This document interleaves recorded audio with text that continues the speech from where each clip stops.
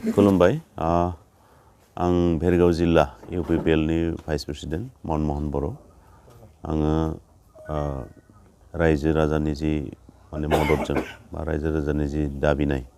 बे दाबिनायखौ मानिनानै जोङो इउपिपिएल दोलोनिफ्राय नैबे एसेम्बलि इलेक्सनावहा टिकेट नागिरनाय जादों आरो बे टिकेट नागिरनायाव गोबां रायजो राजाफ्रा आंजों हेफाजाब होफैदों आंखौ एनकारेज खालामदों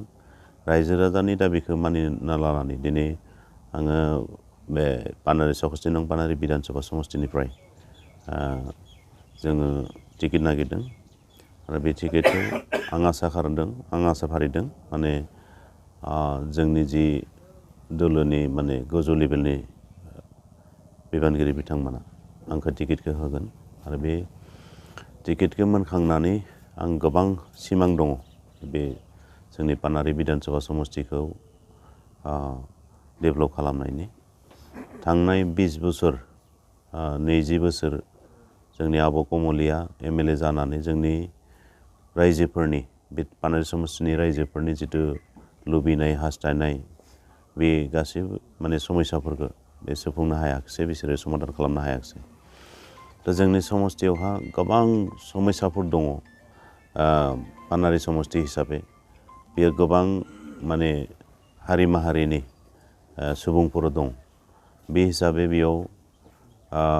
जोंनि पानेरि समष्टिनि डेभेलपमेन्टनि थाखाय गोबां जों आसुनि लादों बेखाय आं जुदि टिकेटखौ मोनखांनानै देरहानाया रोखा जों देरहानो हागोन बिनि माखासे स्ट्रेटेजि पलिसिखौ जों बनायना लादों देरहानायनि थाखाय माबायदि खालामनांगौ बे गासैबो पलिसि स्ट्रेटेजिखौ जों बनायना लादों देरहाखांनायनि उनावहा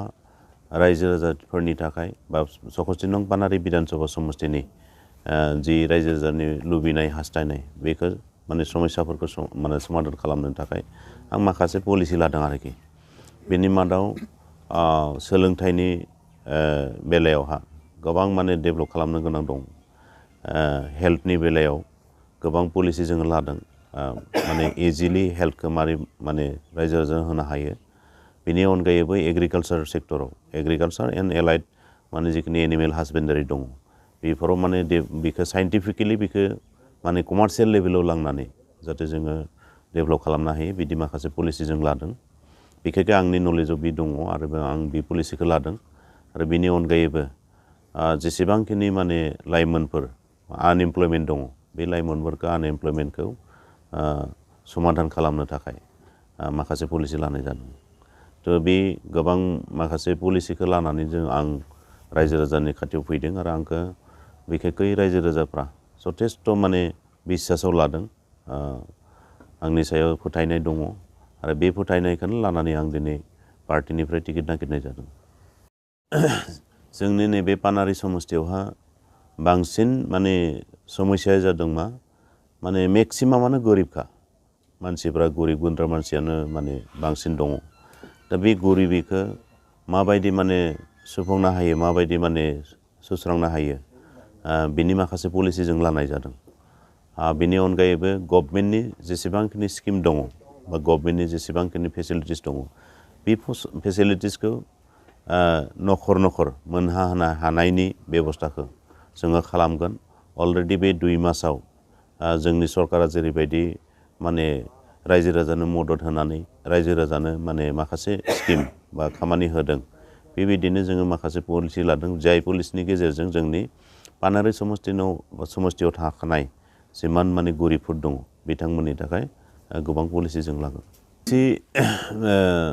जाखांनायनि उनावहा बिटिसि सुक्ति जाखांनायनि उनाव जोंनि भेरगाव साब डिभिजन हिसाबै गोदान साब डिभिजन हिसाबै मोनसे साब डिभिजन मोननाय जादों आरो बेवहा साब डिभिजनेल जेसेबांखिनि अफिसफोर दङमोन दिनैसिम ट्रेन्सफार जायाखै फुल फ्लेजेड जायाखै खालामनो हायाखै थांनाय 17 बोसोर बा 15 बोसोराव बिपिएफ गभर्नमेन्टआ बे फिसा मोनसे खामानिखौनो मावनो हायाखिसै बा बिसोर मावाखिसै माने बेखौ माने साब डिभिजन हेडक्वार्टार हिसाबै भेरगाव हिसाबै जथेस्थ' माने गोनांथार मोनसे समष्टि जाना फैदों आरो बे हिसाबै रायजो राजाफोरा जिहेतु आं गोलाव सम माने संगठनाव मावबोनाय मानसि हिसाबै सामाजिक भाबै इनभल्व थानाय मानसि हिसाबै रायजोफोरा आंखौ नागिरदों आरो बे हिसाबैनो आं माने पानारि समस्तियावहा आं टिकेटखौ नागिरनानै नैबे भेरगावनि जि साब डिभिजन माने हेडक्वार्टार हिसाबै आं गोबां खामानि मावगोन आरो बे मावनो गोनां दङ जाहाथे गासैबो अफिसफ्रा बेयाव ट्रेन्सफार खालामनानै फुल प्रेजेन्ट खालामनो हायो बेनि बेबस्था आं लागोन आरो बेनि अनगायैबो पानारि समस्तियावहा बे साहा ओनसोलाव बे मैदेर आरो मानसिनि जिथु संघात बे मैदेर मानसिनि संघातखौ जोङो सुस्रांनांगौबा बेखौ समाधान खालामनांगौबा बेनि थाखायबो जों माखासे पलिसि लानाय जादों आरो बेखौबो आं बिखेखै आं जुदि बिजाथि हिसाबै जुदि टिकेट मोनोबा आं देरहालांनायनि उनावहा बे खामानिफोरखौ आं मावगोन 2003 नि जि बिटिसि सुक्ति बे बिटिसि सुक्ति जाखांनायनि उनावहा BPF गभर्नमेन्टआ 15 बोसोर जि सासन बेबस्था बे सासन बेबस्थायावहा जेसेबांखिनि खामानि जानांगौमोन बिसोर खामानिखौ मावनो हायाखिसै बिखेखै जों भेरगाव ओनसोलनि बाथ्राखौ बुंनांसिगोन आरोखि भेरगाव ओनसोलाव जेरैबायदि माने डेभेलप जानांगौमोन जेरैबायदि खामानि मावनांगौमोन बिसोर मावनो हायाखिसै दा बिथांमोना जाख्ल'नायल' बाथ्राखौ सिन्था खालामनानै जोंनि भेरगाव ओनसोलाव गिदिर गिदिर स्किमफोरखौ माने मिसइउज खालामनानै रायजो राजाखौ जथेस्थ' खहा लाबोदों जोंनि भेरगावआव दा बेफोरखौ सुस्रांनांगौबा बेफोरखौ थिग खालामनांगौबा जोंनि सासे गोख्रों माने दैदेनगिरि नांगौ हिसाबै जोङो भेरगाव ओनसोलनिफ्राय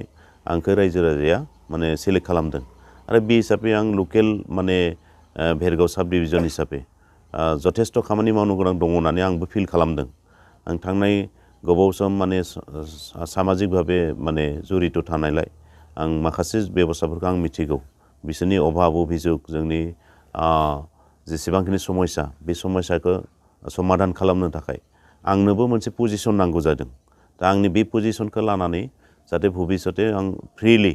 माने रायजो राजानि थाखाय खामानि मावनो हायो बिनि थाखायनो आं पार्टि लेभेलनिफ्रायबो टिकेट नागिरनाय जादों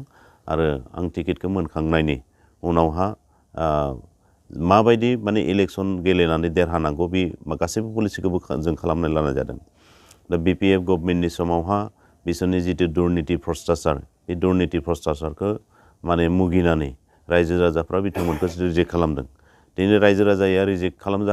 रायजो राजानिफ्राय रिजेक्ट खालामजानानै बिथांमोननि जिखिनि माने कर्मिफोर दङ बिथांमोननि जिखिनि माने मावथिफोर दङ बे मावथिफ्रा कर्मिफ्रा आंजों जगाजग खालामबाय थादों माने एक्स वेलफेयार BLT ससाइटिनिफ्राय आरम्भ खालामनानै बिसोरनि गोबां माने दैदेनगिरिफ्रा